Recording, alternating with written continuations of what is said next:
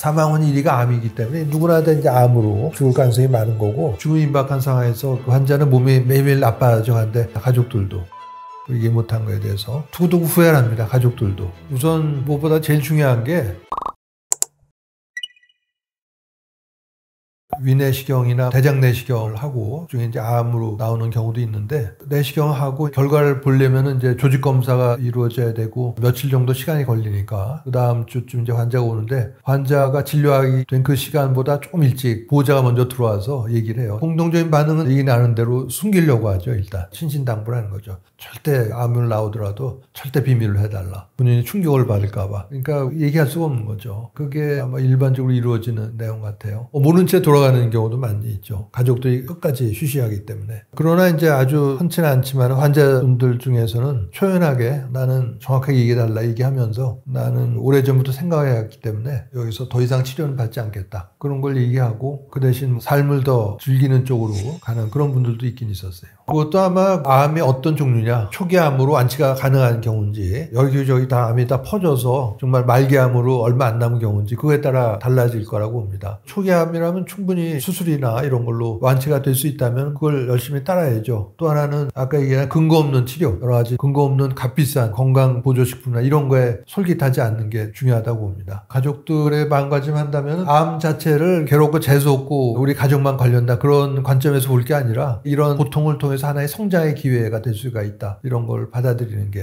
그리고 암은 우리나라 질병통계청 자료에 의하면 사망률 1위가 암이기 때문에 특별한 사람이 암이 걸린 게 아니죠. 누구나 다 이제는 암으로 죽을 가능성이 제일 많은 거니까. 또 교통사고나 테러를 당해서 갑자기 사망하는 게 아니고 정리할 시간이 주어진다는 거죠. 어느 정도. 그러니까 그동안에 자신의 삶을 마무리하고 가족이나 지인들한테 감사의 표시도 하고 소통도 할 수가 있고, 그런 점에서는 굉장히 좋은 거죠. 또 10년씩 끊는 치매 이런 거보다는 훨씬, 어떻게 보면 암을 좋은 병이라고 하면 좀 이상하지만 제가 암 환자의 입장에서 보면 그런 면에서 굉장히 긍정적인 면이 있다 이렇게 얘기할 수가 있는 거죠.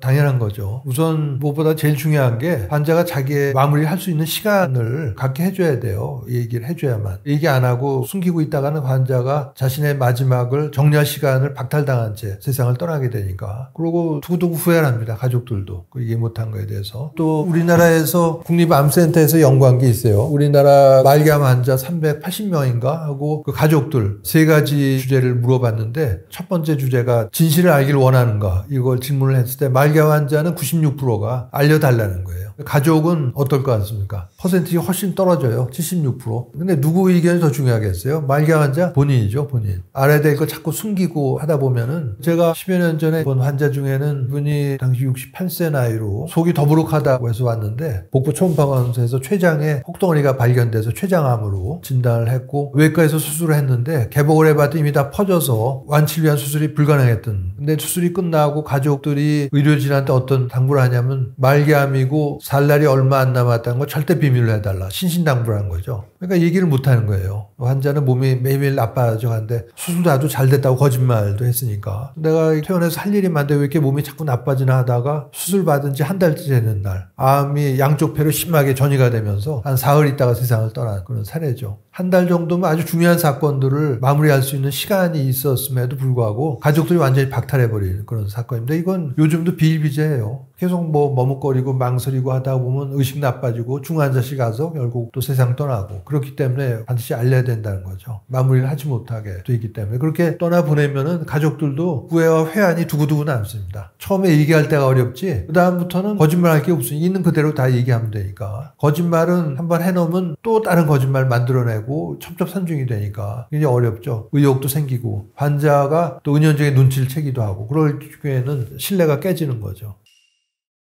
그거는 죽음을 알려야 되는데 쉬운 일이 아니죠. 본인이 평소에 죽음에 대한 준비를 하나도 안 해온 상태라면은 굉장히 어려울 겁니다. 그러니까 그런 경우에도 희망을 버리지 말고 조금씩 단계를 높여가면서 알리는 그런 시도를 해봐야 될 거라고 생각을 합니다. 예를 들어서 안 좋은 내용이 있다 하면서 이제 조금씩 풀어가는 거죠. 단박에 말기암이고 살 날이 얼마 안 남았다 이렇게 얘기하는 거는 큰 충격을 받을 수 있으니까 나쁜 소식 전하기라는 항목에서 그런 게 나올 텐데 조금씩 강도를 높여가는 거죠. 오열하는 거죠. 엉엉 울고 오열하고 아무리 슬프더라도 몸을 떼굴떼굴 굴러가면서 오열한다든가 이런 거는 하지 말라는 거죠. 평화로운 죽음을 맞기 어렵기 때문에 평화로운 죽음을 맞으려면은 우선 임종을 앞둔 환자는 안심 메시지를 받아야 됩니다. 가족들한테. 죽어도 된다는. 두 번째는 우리 가족들이 당신이 떠나도 잘 지낼 수 있다. 엉엉 울고 오열하고 하면은 도저히 떠나기가 어려운 거죠. 제대로. 그리고 세 번째로는 근사체험 때 얘기했던 빛과의 만남, 빛을 보게 된다. 이런 안내 멘트를 먼저 해주는 것도 세상을 떠나는 환자에서 굉장히 바람직한 거기 때문에 그런 상황에서 엉엉 울고 뭐 이거 하는 건 좋지 않은 일이죠. 대부분 죽음을 미리 준비하고 있다가 평안한 죽음을 맞는 경우가 그렇게 많지는 않기 때문에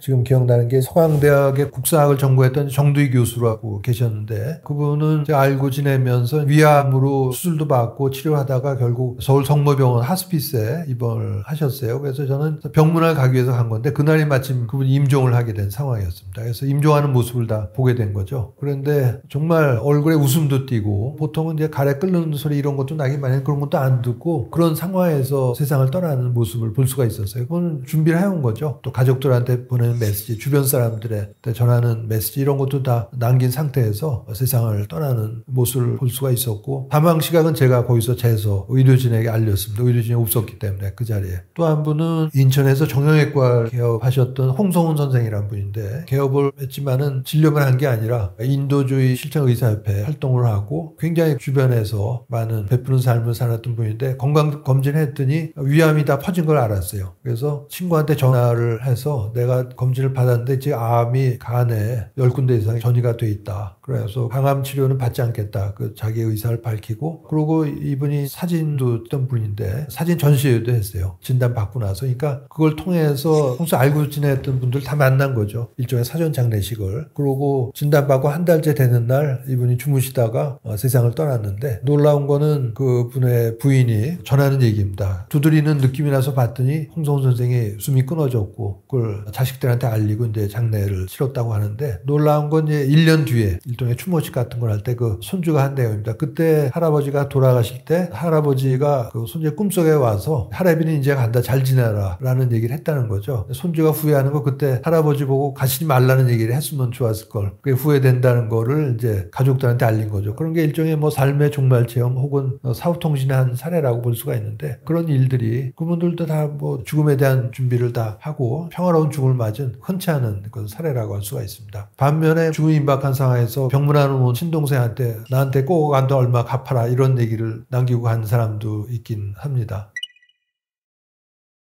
누가 상을 당했다. 가족 중에 누가 세상을 떠났다 그러면 보통 상가 고인의 명복을 빕니다. 이거를 거의 다 쓰는 것 같아요. 10명 중에 9명 정도는. 근데 그거는 뭐 영혼도 없고 기계적인 말이죠. 그래서 저는 그걸 안 하고 스컨니어링이라고 미국 펜실베니아 대학의 경제학 교수를 하다가 당시에 미국이 세계대전에 참전하는 걸 반대하는 연설을 하다가 매국노로 찍히면서 대학에서도 해임되고 시골로 들어가서 농사를 지면서 살았죠. 이 스컨니어링이 100세가 되던 해 이제 나는 갈 때가 됐다면서 음식을 끊고 세상을 떠났는데 스컨디어링이 평소에 즐겨 읽던 문장입니다. 나는 바닷가에 서 있다. 내 쪽에 있는 배가 산들바람에 흰 돛을 펼치고 푸른 바다로 나아간다. 그 배는 아름다움과 힘의 상징이다. 나는 서서 바다와 하늘이 서로 맞닿는 곳에서 배가 마침내 한 조각 구름이 될 때까지 바라본다. 저기다 배가 가버렸다. 그러나 내 쪽에 누군가 말한다. 어디로 갔지? 우리가 보기에는 그것이 전부이다. 배는 우리가 떠났을 때의 돛대, 선체 크기 그대로이다. 목적지까지 온전하게 짐을 싣고 항해할 수 있었다 하면서 배가 크게 작아진 건 우리 때문이지 배가 원래 작아진 게 아니다. 이렇게 얘기를 하는 거죠. 그러면서 아래 후반부 문장이 중요한데 저기 봐 배가 사라졌다고 당신이 외치는 순간 다른 쪽에서는 저기 봐 배가 나타났다 하면서 기쁜 탄성을 올리는 것이다. 그리고 그것이 우리가 죽음이라고 부르는 것이다. 그러니까 떠나간 배가 사라진 거죠. 우리가 볼 때는. 그러나 저쪽 피안의 세계 즉 다른 빛의 세계에서는 배가 나타난 거죠. 그렇게 즉 얘기하는 제가 17년째 하고 있는 죽음 강의 제목인 죽음은 소멸인가 옮겨감인가에 이게 소멸이 아니고 옮겨감이다를 얘기해주는 또 그런 문장이라고 할 수 있습니다. 저는 이거를 많이 애용을 하죠. 그래서 모친이나 부친이 돌아가신 데 대해서 깊은 위로를 표한다 하면서 이제 모친은 병들고 낡은 육신을 벗어나서 평안한 상태에서 휴식을 취하고 계실 거다. 얘기하면서 죽음이 소멸이 아니라 옮겨감이라는 사실은 사랑하는 가족을 잃은 우리 모두에게 큰 위안이 된다. 이렇게 제가 즐겨 쓰는 그런 문장입니다. 처음에 방광 진단 받았을 때는 아마 초기로 생각을 했는데 그 뒤에 나온 거는 방광 2기로 판정이 돼서 그렇게 되면 이제 방광을 다 드러내는 그런 수술을 받는 거죠. 개복술 받은 직후에 통증이 어찌나 심한지 이렇게 아플 줄 알았으면 수술 안 받겠다고 고집을 부릴 거 그런 생각이 들 정도였는데 그때 제가 머리에 떠오른 가장 좋은 영시가 바로 인빅투스라는 영시였습니다. 윌리엄 어네스트 헨리라는 1800년대 그러니까 영국 빅토리아 시대 여왕 시대 시인인데 10몇 살 때 결핵성 골수염으로 한쪽 다리를 절단하고 거기에 굴하지 않고 옥스퍼드 대학에 들어가서 열심히 살았다고 하는데 그분이 쓴 시입니다. 인빅투스라고 하는 건 굴복하지 않는다 그런 거였는데 어둠이 나를 뒤덮고 있는 이 밤에도 또 온 세상이 탄광석처럼 캄캄한 이 밤에도 나는 신들에게 감사합니다. 내게 굴하지 않는 영혼을 주셨으므로 잔인한 삶의 질곡 속에 갇혔을 때도 나는 움츠러들거나 소리내 울지 않습니다. 운명이 가혹하게 내 머리를 피투성이로 만들어도 나는 굽히지 않습니다. 하고 후반부는 이 분노와 눈물의 땅 저 너머에는 어둠의 공포만이 어른거립니다. 하지만 그 세월이 아무리 나를 위협해도 나는 두려움에 떨지 않습니다. 문이 아무리 굳게 닫혀 있어도 형벌이 아무리 잔인해도 나는 흔들리지 않습니다. 하면서 마지막 문장이 아주 좋아하는 문장인데 나는 내 운명의 주인이요 나는 내 영혼의 선장입니다. 이걸 여러 번 읊었어요. 그 아플 때. 이게 굉장히 큰 도움이 되더라고요. 지금도 많이 제가 읽고 힘든 상황에 빠진 사람들한테는 이걸 제가 권해주기도 하죠. 구현하기는 어렵겠죠. 슬프고 그런 건 인지상정인데 그러나 육체가 죽음으로써 완전히 소멸해버렸다고 생각하는 거하고 실제로 있는 그 사실만 육체가 죽었어도 의식은 유지가 되고 딴 차원으로 이동하고 우리가 언젠가 꼭 만나게 된다. 이런 메시지를 제대로 이해한다면 슬프더라도 그런 슬픔에서 훨씬 더 덜 슬프거나 빠져나올 수 있는 그런 도움이 되는 것이죠. 제가 이제 이런 죽음에 대한 강의를 할 때 이제 제목이 소멸인가 옹교감인가 그전에는 벽인가 문인가 이런 제목도 많이 썼어요. 벽이라고 하는 게 소멸이 부닥치면 더 이상 갈 데가 없는 거니까 문은 열고 들어가면 되니까 옹교감을 뜻하는데 그래서 그런 거를 얘기할 수 있는 근거가 바로 근사체험이나 삶의 종말점 이런 것들인데 그런 게 어느 경우에 도움이 되는가는 크게 세 가지죠. 세 가지가 사실 우리 모두에게 해당되는 내용입니다. 말기암 환자 우리나라 사람 대부분이 사망 원인 1위가 암이기 때문에 누구나 다 이제 암으로 죽을 가능성이 많은 거고 말기암 환자가 갖는 가장 큰 공포와 두려움의 근원은 자기가 소멸한다는 거에 있는 건데 소멸하는 게 아니란 걸 얘기해 주니까 내성이 생겨서 퇴원하게 된 폐암 환자 예도 알려드렸지만 네이버 캐스트에 오디오 클립을 반복해서 듣고 죽음에 대한 불안과 공포를 덜면서 세상을 떠난 마무리했던 그런 예도 말씀드렸는데 그런 거죠. 두 번째는 이제 자살 문제에서도 굉장히 중요한데 우리나라 질병통계청 자료에 보면 10대와 20대, 30대의 사망 원인 1위가 자살입니다. 거기서 끝나는 게 아니라 40대, 50대가 돼도 2위가 돼요. 40대, 50대는 암 1위로 올라가기 때문에 결국은 10대부터 50대까지 가장 젊고 사회적으로 제일 왕성한 활동을 한 연령대의 사망 원인 1 내지 2위가 자살인데 중고등학교 졸업하고 대학 마칠 때까지 아무도 얘기를 안 해주는 거죠. 저도 그런 수업을 받은 적이 없고 그래서 자살을 시도하는 사람들의 마음속에는 뭐가 깔려있냐 죽으면 끝이라는 생각 때문에 자살하는 건데 그게 끝이 아니란 거죠. 아까 과학자들도 그런 선언을 했으니까 육체가 죽어도 의식은 지속된다. 그러니까 자살을 해도 어려운 상황이 없어지는 게 아니고 그대로 가져간다는 거죠. 또 육체가 있어야 그 어려운 상황을 풀기 위해서 당사자들과 대화를 하거나 필요하면 싸움도 하고 해야 될 텐데 어려운 상황 그대로 끌고 가고 육체 즉 해결도 없어져 버리는 난감한 상황에 빠진다 이런 걸 얘기를 해줘야만 정말 효과적인 자살 예방이 이루어질 수 있다 얘기를 하는 거죠. 근데 안타깝게도 자살 예방 교육 보면 죽음을 다루질 않아요. 그게 너무너무 안타까운 거죠. 그걸 다 들여다봐야 얘기를 해주는 건데 세 번째는 이제 그 사별 문제. 사별은 부모 자식 또 배우자 자식하고 영원히 살 것처럼 우리는 보통 살아가죠. 그러나 사실은 따져보면 어느 시점에 이르려면은 먼저 떠나기도 하고 떠나보내기도 하면서 사별을 경험을 하게 됩니다. 이 사랑하는 가족과 사별하고 나서 슬프지 않은 사람이 어디 있겠어요. 그러나 이제 몇 년이 지났는데도 아직도 깊은 슬픔에 빠져서 식음을 전폐하고 지내는 거는 정말 안타까운 일이기도 하고 그걸 고인이 바라는 일도 아닐 겁니다. 그래서 그런 경우에도 아까 얘기했는데 죽음이 끝이 아니고 소멸이 아니고 옹교감이기 때문에 이런 걸 제대로 이해한다면은 그런 슬픔에서 조금 더 일찍 빠져나와서 생활을 영위할 수 있는 알미 될 수 있겠다. 이걸 얘기 드립니다.